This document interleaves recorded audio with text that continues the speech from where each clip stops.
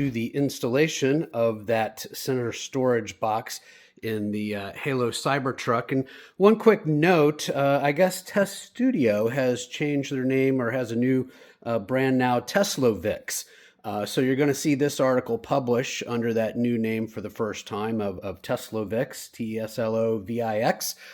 So if you're wondering where that came from, it was an outgrowth of the old Test Studio brand. So with that, I'm going to open up this box, take out all the parts and lay them out and look at the directions, and then we'll get started on the install.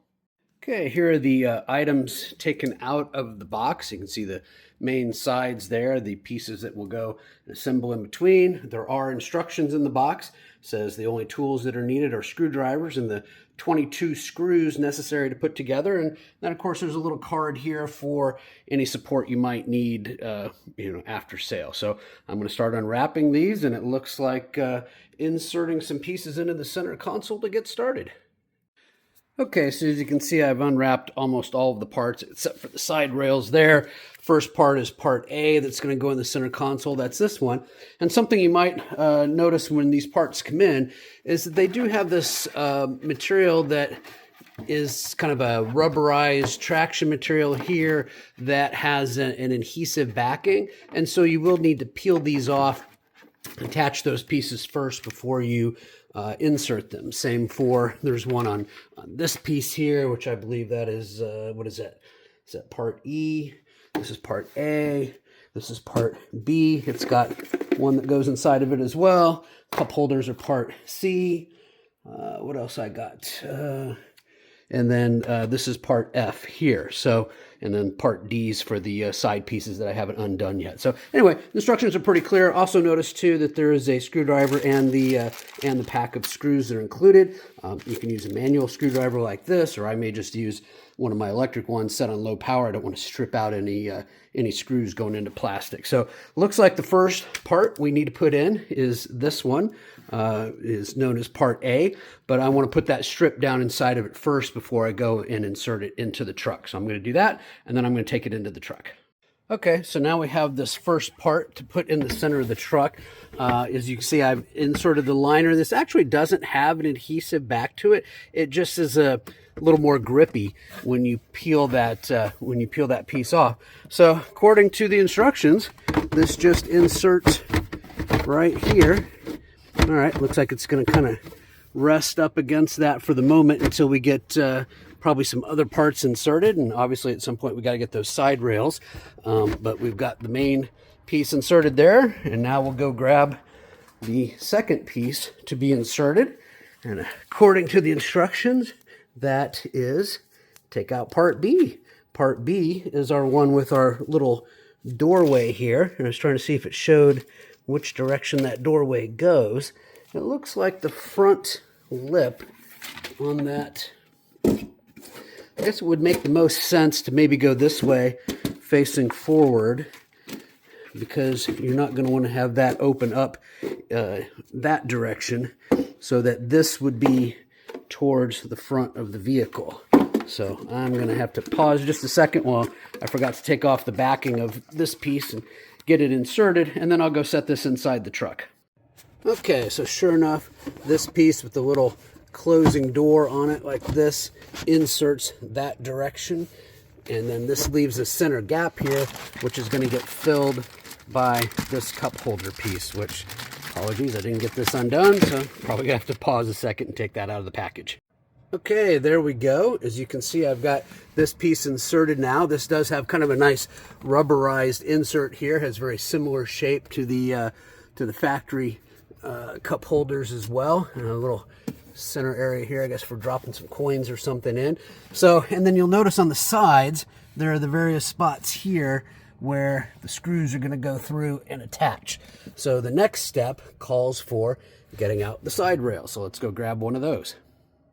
Okay, so here I've taken the side piece out of the bag, and you can see there are the places here for the screws that are along the bottom, and those are the ones that you're going to attach first, because we still have items to insert in the top before we attach any of the top screws. So we're going to go put this in the truck and start attaching the bottom screws. Okay, starting off, I have just first set this in here just to see how well it sits up, and it does seem to fit up pretty good. The holes, for the most part, look like they line up. I'm going to get started with inserting the screws into those, but so far so good for this side of the truck. Okay, that didn't take long to get the screws in. In fact, you really don't need anything other than that screwdriver. Electric screwdriver is probably overkill. I will say that I started with this one first on the side of the cup holder because I could literally kind of hold my hand on the back side and position around until I felt that that was exactly lined up. And of course, once you get that lined up, it pretty much automatically lines up all of the other screws. And again, I've left the top ones out because we still have some more to put in. But the next step is to repeat this process on the other side of the truck. Okay, so I've got the driver's side one attached. One thing I did want to show you is, and I'm sure it's just because the bolts are all tightened in, or the screws are all tightened in here at the bottom, and it's kind of pulling in at the bottom. The upper part is sticking out. Now that's not true on this side, or just slightly on this side versus significantly on this side, but I don't think that's going to make any difference because once I insert the parts in here and then bring the top screws together on those parts, then this is going to snug up, and we'll see that when I get finished here. So I would say if you start to install it and you see this, oh my gosh, it's flexing out, is that a problem? I really don't think it's going to be, but we'll see as I get finished up here whether it turns out to be or not. Okay, this next piece I just kind of loosely inserted in here, but to show you what it's like, it is this angled piece that's going to go in, line up so that the holes here line up, and it just kind of creates a little, kind of extra compartment where you can put items down in here. So I've got it lined up. I need to obviously put the screws in from the side into the piece, get it to hold to both sides. So I'm going to do that real quick, and then we'll get started with the last piece after this one. Okay, just quickly wanted to show you that, yes, by attaching that piece and bringing, some screws together here and here, down there and down there, that those have already helped kind of bring that center piece together. And then obviously as we put this last top piece on and put its screws in, it's going to further solidify that. So let me go get that final piece. Okay, so here's the final piece that's going to get inserted over here and attached. But I know a couple people have asked, like, hey, could I potentially put some sort of charging pad here for phones so I could just lay them down?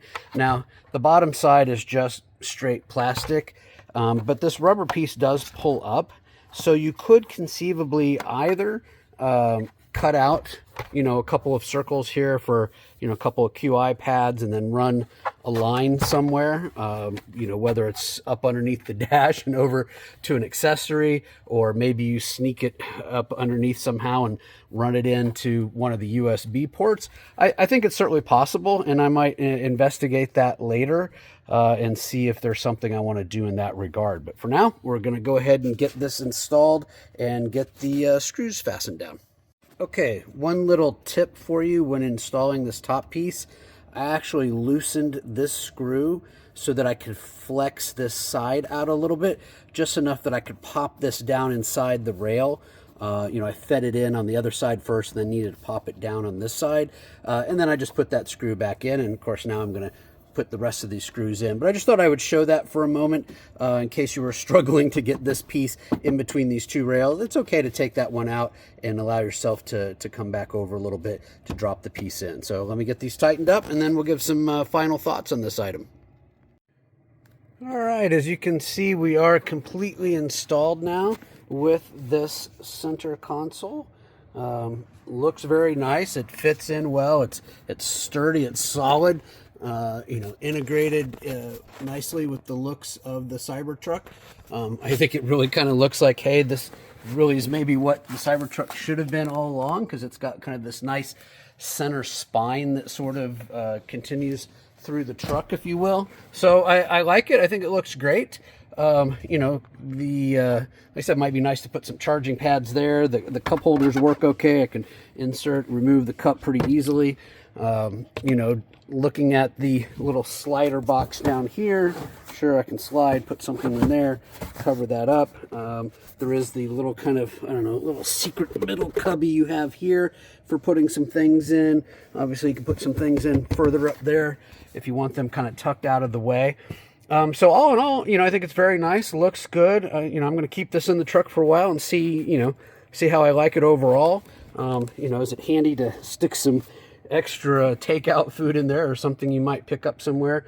I know my girlfriend's purse, sometimes she's looking for a place to put it, maybe in the center. That's a little easier than having that other one that I had in here previously. So if there is a downside, nothing's perfect. If there is a downside, I'd say once this is in, you're probably not going to be wanting to take it out, or at least if you've got other things that you want to do in your truck. For example, if you're going to put on a swivel screen like I have here that takes getting behind the screen and underneath it, and you need to lay on the floor, well, this thing's going to be in the way, right? So you want to do some modifications like that. Say, for example, a screen mod before you do this mod. Or in my other video that talks about tapping into power, which I did down below down here to tap into DC power and then run it up and over and down into the passenger footwell.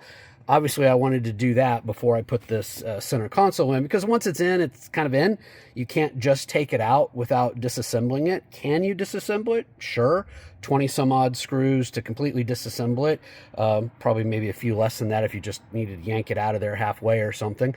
But this is really designed more to be in here and be, a semi-permanent structure, if you will, versus that other one, which was just an insert piece that had some storage and some cup holders, which was nice, and you could take it out quickly if you decided you wanted the space for something else.